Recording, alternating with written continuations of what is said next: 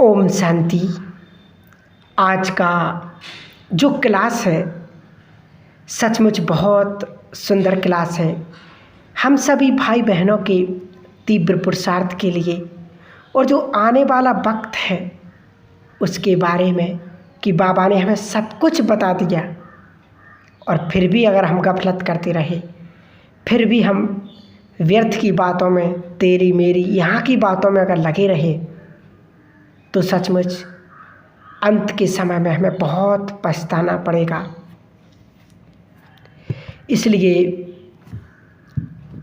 अपने फायदे के लिए, अपने पुरुषार्थ की स्पीड के लिए, अपने कर्म बंधनों को काटने के लिए, अपनी चित्त की एकाग्रता और शांति और शक्ति के लिए, अपने मन की दिव्यता के लिए, अपने मन की रक्षा के लिए ये समय की डिमांड है। आज डिमांड कर रहा है समय हम बच्चों से कि अब एक कर डालो, क्योंकि इसके बाद ये समय तुम्हें दोबारा नहीं मिलेगा। किसी से माफ़ी मांग लो और किसी को माफ़ कर दो। तो मन ही मन सच्चे हृदय से,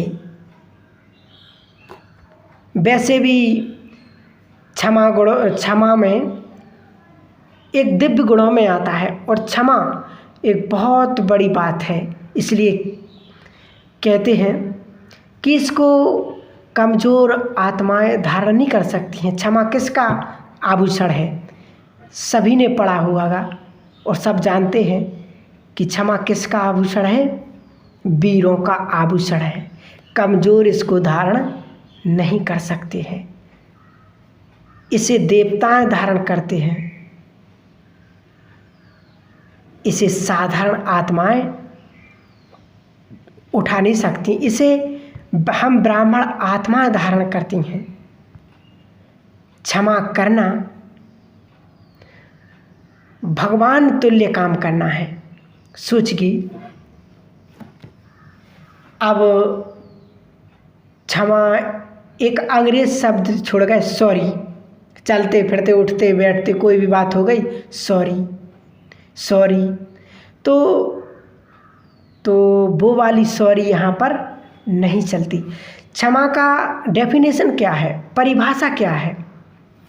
छींक आई तो सॉरी, पानी गिरा तो सॉरी, हाथ लगा तो सॉरी। ये तो बहुत हल्की है, बहुत हल्की है, कोई भी मुख से बोल सकता है।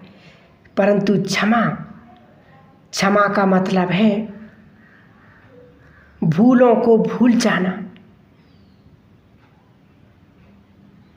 जो दूसरों ने मेरे साथ किया है, गड़बड़ की है, उनको भूल जाना मतलब क्षमा कर देना। अगर मैंने सोचा कि चलो आज मैंने एक क्लास में सुना था तो मैंने क्षमा कर दिया, लेकिन वो सामने व्यक्ति जब आया और याद आया कि इसने तो मेरा दिल दुखाया था, और अगर वो बात याद आ गई, वो व्यक्ति याद आ गया, तो वो क्षमा नहीं कहलाएगी। तो उसको देखकर मन में हजार संकल्प चलने लगे। माफ़ उस दिन होगा कि उसकी भूलों को भूल गई, ना मेरे मन पर है, ना मेरे चित्त पर है, और ना मेरे चिंतन में है। भूल गए माना मन से भूल गए। हमारी बड़ी दादी की एक विशेषता थी कि अगर उनसे छोटे भी नाराज़ हो जाते थे तो दादी सामने से जाकर उनको कहती थी कि भाई माफ़ कर दो, गलती हो गई। तो छोटे भी शर्मा जाते थे कि इतनी बड़ी दादी हमसे क्षमा मांग रही हैं। तो अगर घर परिवार में भी कोई गलती हो रही, कोई बात ऊपर नीचे भी हो रही, तो भी हमें सबसे पहले जाकर उनके सामने झुककर क्षमा मांग लेनी चाहिए। क्योंकि क्षमा मांगने से कोई हम नीचे थोड़ी हो जाएंगे। हम क्षमा किस लिए मांग रहे हैं? क्योंकि हमारे जीवन में शांति हो जाए, हमारे परिवार में सुख शांति हो जाए। क्योंकि जब हम क्षमा करेंगे तभी सामने वाला हमें माफ़ करेगा। और देखिए, एक मनुष्य आत्मा की एक नेचर है। क्या उसकी नेचर है कि मैं नहीं चाहती या मैं नहीं चाहता कि कोई मेरे भूलों को दिल पर रखे। मैं चाहता हूँ कि मेरी बातों को, अच्छी अच्छी बातों को दिल पर रखे। तो इसलिए हमें चेक करना है कि कोई मुझसे गलती ना हो जाए, और अगर हो भी गई तो रियलाइज करके और कहो कि ठीक है, कोई बात नहीं, मुझसे गलती हो गई, लेकिन आप दिल पर मत लेना, गलती हो गई, मैं माफ़ी चाहता हूँ या चाहती हूँ। तो भगवान से भी हम आज तक यही कहते हैं कि हाँ भगवान जी, मैं मानता हूँ, मानती हूँ। हाथ झुकाकर, सर झुकाकर कहते कि मुझ में अवगुण हैं, कमियां हैं, बेकार हैं।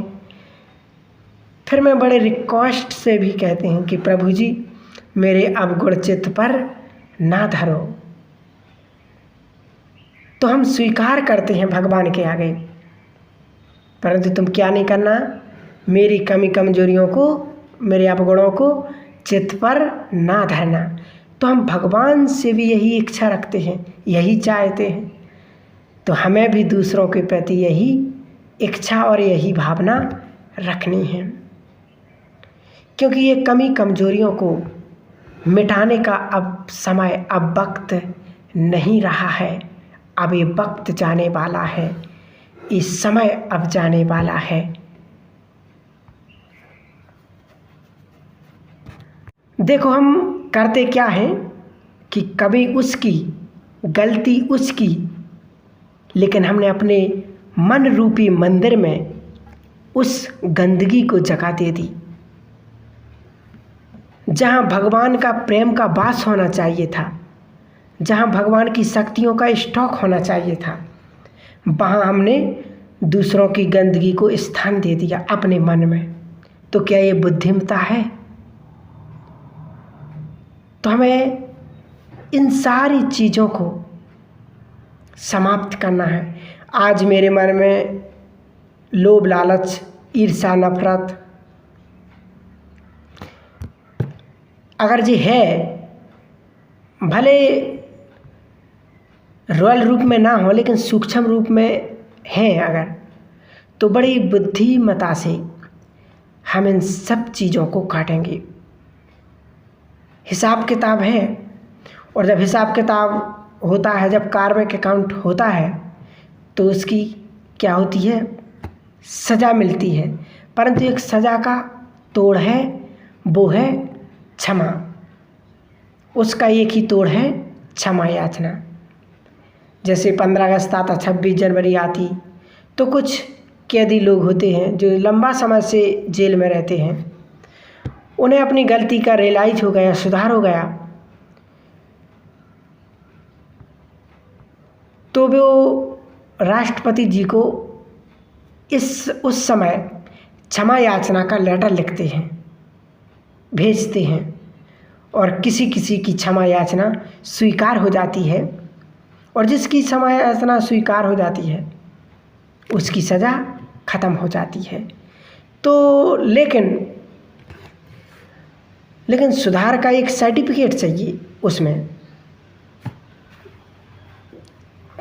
तभी वो हमें माफ़ करेंगे। इसी प्रकार हमारा जीवन है कि हम भी अपनी भूलों को, जो हमसे भूल हो गई, सबसे पहले इस जन्म में या पूर्व जन्म में, जाने में या अनजाने में, मनोविकारों के बस जो भी भूलें हुई हमसे, उन्हें सबसे पहले अपने अंदर स्वीकार करना है। उनसे बचना नहीं है, अपना दोष दूसरों पर नहीं रखना है। वो दोष मुझे कबूल है, मुझे स्वीकार है। और शुभ मुहूर्त में, वरदानी बेला में, भोलेनाथ के सामने जब 24 घंटे के समय में एक बार भगवान भोलेनाथ का रूप धारण करता है और 24 घंटे में एक ही वक्त होता है जब वो सिर्फ देने के लिए बैठता है। जो मर्जी लेना चाहो वो ले लो, उसका सिर्फ कमिटमेंट है देना। भोलानाथ सिर्फ देने के लिए कब बैठता है, वो है शुभ मुहूर्त, वरदानी बेला, वो है अमृत बेला, ब्रह्म मुहूर्त। परंतु नियम तो यह है कि भाई जो करेगा तो वो भरेगा, या तो योग बल से या भोग बल से। परंतु ये भगवान के महावाक्य हैं कि यदि तुम भूलों की भी क्षमा लेना चाहते हो तो वो समय है अमृत बेला। उस अमरनाथ के सामने बैठकर अपनी भूलों को सामने रखकर उससे क्षमा मांग लो कि अब हम ये गलती दोबारा नहीं करेंगे। तो कितनी बड़ी बात है। कई साल योग करने के बाद जो पाप कटेगा वो केवल 3 मास अमृत बेला दृढ़ संकल्प करने, जब हम दृढ़ संकल्प के साथ करेंगे क्षमा याचना, तो भोलानाथ हमें माफ़ कर देगा, प्रकृति हमें माफ़ कर देगी, आत्माएं भी माफ़ कर देंगी और उस पाप से आत्मा मुक्त हो जाएगी, निर्बंधन हो जाएगी। तो सबसे पहले हमें माफ़ी मांगना है और माफ़ करना है। लेकिन जो हमें याद भी नहीं है तो वो भी जो पूर्व जन्म में हुई, तो सर झुकाकर क्षमा मांगें और दृढ़ संकल्प करें कि मेरे मन वचन कर्म व्यवहार से अब मैं किसी को भी कष्ट नहीं दूंगी या नहीं दूंगा, दुख नहीं दूंगा। और ये पुरुषार्थ जब हम करेंगे तो हमारा ऑटोमेटिक तीव्र पुरुषार्थ शुरू होना शुरू हो जाएगा। इसलिए अब हमें कोई भी नया कार्मिक अकाउंट नहीं बनाना है, क्योंकि आगे वक्त अब मुझे नहीं मिलेगा। जो मोटी मोटी गांठें हैं मेरे बंधनों की, वो अभी तक खुली नहीं, और यदि मैंने नई बना ली तो ना मेरे पास ताकत है, ना शक्ति है, ना समय है, ना सामर्थ्य है। तो उन्हें तो सिर्फ धर्मराज ही खोलेगा। कोई उपाय नहीं, कोई चारा नहीं। इसीलिए कुछ भी हो जाए, सिचुएशन कैसी भी हो, लेकिन कहते भी हैं कि हम भाई राइट थे, लेकिन फिर भी क्योंकि समय ऐसा चल रहा है, हम राइट हैं तो भी पीछे से कोई मार ही देगा। तो बुद्धिमत्ता यही है समय को देखते हुए कि हमें किनारा कर लेना है, उस चीज़ से किनारा कर लेना, उस परिस्थिति से किनारा कर लेना है। यही बुद्धिमत्ता है और यही भगवान हम बच्चों से चाहता है। तो बस यही यूँ सोच लीजिए कि समय नज़दीक है, अब मुझे जाना है, कुछ अच्छी लेकर जाना है। ये नफरत, ये बदले का भाव, ये क्रोध, ये तेरा मेरा, ये उसका झूठा अभिमान, सब छोड़कर चलना है। इसलिए सबसे माफ़ी मांग लो और सबको माफ़ कर दो।